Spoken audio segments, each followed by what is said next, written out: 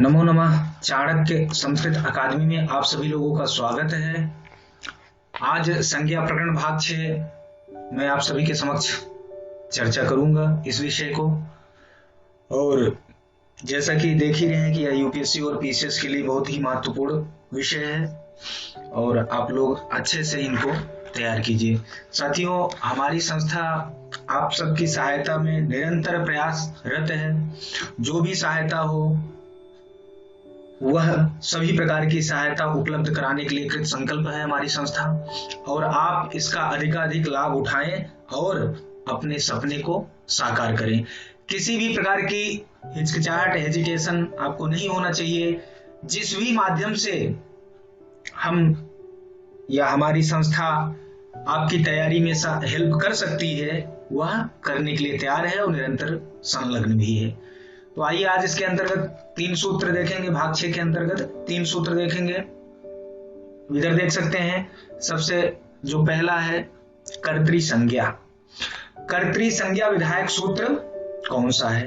तो वह सूत्र है स्वतंत्रः। स्वतंत्रः कर्ता।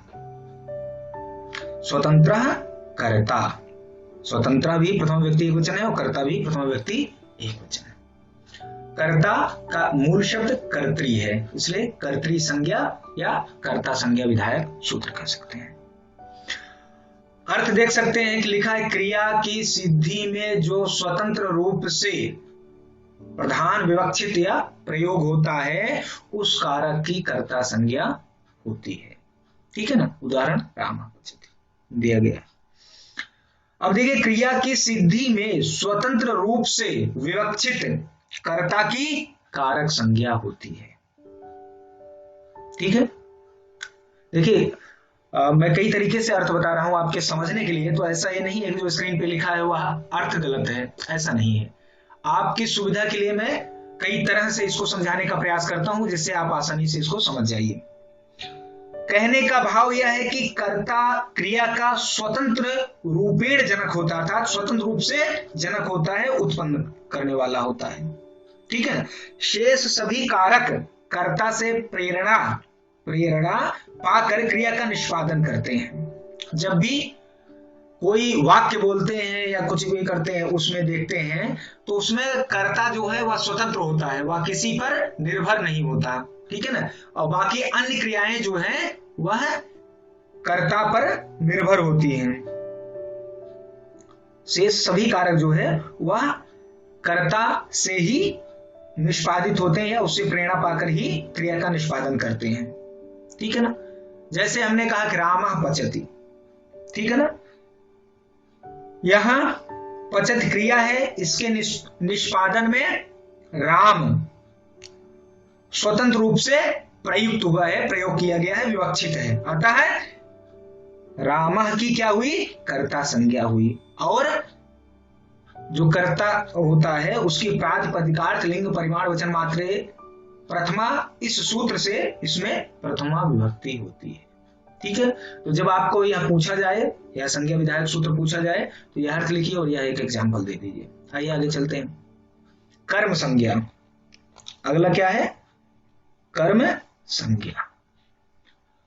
कर्तुरीप्सित तमम कर्म। सूत्र है कर्तुरीप्सित तमम कर्म। ठीक है। अब इसका पदच्छेद देखिए। कर्तु षष्ठी व्यक्ति एकवचन, ईप्सित तमम प्रथम व्यक्ति एकवचन, कर्म प्रथम व्यक्ति एकवचन। ठीक है। तो करें अर्थ देखिए, इसको करें कर्ता को अपनी क्रिया के द्वारा जो अत्यधिक ईप्सित हो उसकी कर्म संज्ञा होती है। कर्ता को अपनी क्रिया के द्वारा जो अत्यधिक ईप्सित हो उसकी कर्म संज्ञा होती है। ठीक है। कर्ता क्रिया से जिसे सर्वाधिक प्राप्त करना चाहता है उस कारक को कर्म कहते हैं। यानी प्रकार से इसका अर्थ समझना चाहें तो कर्ता क्रिया से या क्रिया के द्वारा जिसे सर्वाधिक, मतलब जैसे कई चीजें हैं उसमें सबसे अधिक कौन सी आवश्यक है उसके लिए कह रहे हैं कि कर्ता क्रिया से जिसे सर्वाधिक प्राप्त करना चाहता है उस कारक को कर्म कहते हैं। ठीक है, यह है।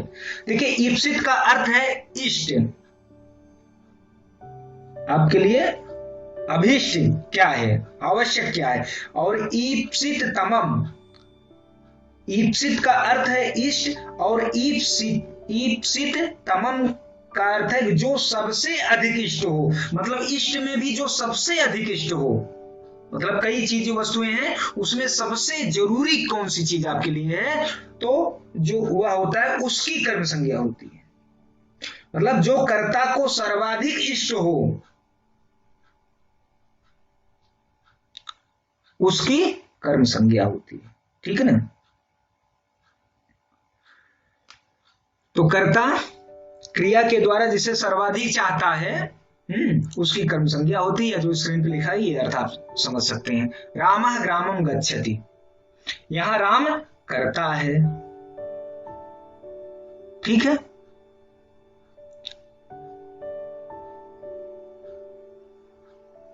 और गच्छत क्या है, क्रिया है।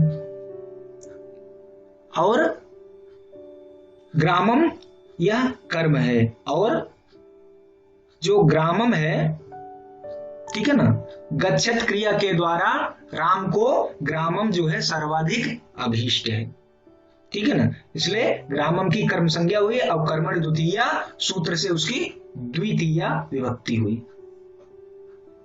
जैसे यहां दिया कर्तुः की, मतलब कर्तुः अलग अलग करें, कर्तुः ईप्सित तमम कर्म। तो कर्तुः क्यों कहा गया, तो कर्तुः पद का क्या प्रयोजन है, करें सूत्र में कर्तुः पद का प्रयोजन है कि कर्ता को जो सर्वाधिक इष्ट होता है उसकी कर्म संज्ञा होती है। ठीक है ना। और इसका जो सबसे कहते नहीं ट्रेडिशनल एग्जांपल है पैसा ओदनम भुक्ते। ठीक है ना, यहां कर्ता को पयस और ओदन दोनों इष्ट हैं। पयस माने क्या हुआ, अब देखिए पैसा ओदनम भुक्ते मैंने कहा तो दूध से भात खाता है। ठीक है ना, यहां कर्ता को पयस, ठीक है ना, मतलब दूध, और ओदन माने भात, दोनों इष्ट है, उसके लिए दोनों जरूरी है। परंतु इनमें से सर्वाधिक क्या इष्ट है, इनमें से, परंतु इनमें सर्वाधिक उसको क्या इप्सित है, इष्ट है, जरूरी है, ओदन अर्थात भात, और इसलिए इसकी कर्म संज्ञा होती है। तो कहने का तात्पर्य ईप्सितों में सर्वाधिक ईप्सित जो होगा, इष्ट होगा, उसी की कर्म संज्ञा होती है। आइए देखिए करण संज्ञा। करण संज्ञा देखिए, इसका सूत्र है साधक तमम करणम, साधक तमम करणम। ठीक है, अर्थ है कि क्रिया की सिद्धि में जो सबसे अधिक या सर्वाधिक उपकारक का अर्थ होता है सहायक, उपकारक या सहायक हो उसकी करण संज्ञा होती है। ठीक है, जिससे किया जाए, ठीक है ना, वह करण कहलाता है। करण ही क्रिया की सिद्धि का साधक मात्र हो सकता है। ठीक है ना, यद्यप सभी कारक क्रिया की सिद्धि में अपने अपने स्थान पर उपकारक होते हैं, परंतु जो कारक सबसे अधिक उपकारक हो उसकी करण संज्ञा होती है। ध्यान दीजिए। ठीक है ना, जैसे हमने उदाहरण दिया कलमेन लिखती, कलमेन लिखती। ठीक है ना, यहां लिखती तथा कलमेन, ठीक है ना, मतलब लिखना और कलम क्रिया में सबसे अधिक उपकारक क्या है, कलम और लिखना दोनों है सहायक, परंतु सॉरी देखिए कलमेन जो, मतलब सामान्य तरीके से समझाता हूं कि कलमेन लिखती, लेखन क्रिया में सबसे अधिक सहायक क्या है, कलम, इसलिए कलम की क्या हुई, करण संज्ञा हुई। और जिसकी करण संज्ञा होती है उसकी कर्तृकरणयोस् तृतीया से सूत्र से तृतीया विभक्ति हो जाती है। तो इस प्रकार से साथियों छोटे छोटे टॉपिक के रूप में लेकर आप सभी के समक्ष आ रहा हूं इन विषयों के साथ, और इनकी चर्चा मैं विस्तृत रूप से कर रहा हूं। परंतु जो लिखना है वो ऐसे ही सरल तरीके से आपको लिख लेना है। बस समझने के लिए मैं इतना बहुत सारी चीजें आपको समझाता हूं, परंतु जो लिखने की चीजें वह है, और बाकी जो नोट्स हमारा बना है वह बहुत ही सारगर्भित, बहुत ही बेहतरीन है। मैं अब बार बार क्या इसकी तारीफ करूं, आप ये लेकर उसको पढ़ेंगे तो आपको स्वयं ही पता चलेगा कि कैसा नोट्स है। तो साथियों, देर ना करिए, इस नोट्स को आप लोग ले लीजिए और पूरी मेहनत तन्मयता से इसकी तैयारी कीजिए। तो साथियों, हमारे प्रयास में यदि कोई कमी रह जाए या आपको कोई शंका रह जाए तो आप कमेंट्स बॉक्स में या हमें मेल कर सकते हैं या हमें फोन कर सकते हैं। और यदि हमारा प्रयास आपको अच्छा लग रहा हो तो इसको लाइक करिए, शेयर करिए और सब्सक्राइब करके आइकॉन बेल को जरूर दबाइए और अपने मित्रों तक इसको जरूर पहुंचाइए। तो साथियों, आप लोग लगे रहिए निरंतर तैयारी में। हम सब आपके लिए हमेशा तत्पर हैं, संकल्पशील हैं। जय तो संस्कृतम।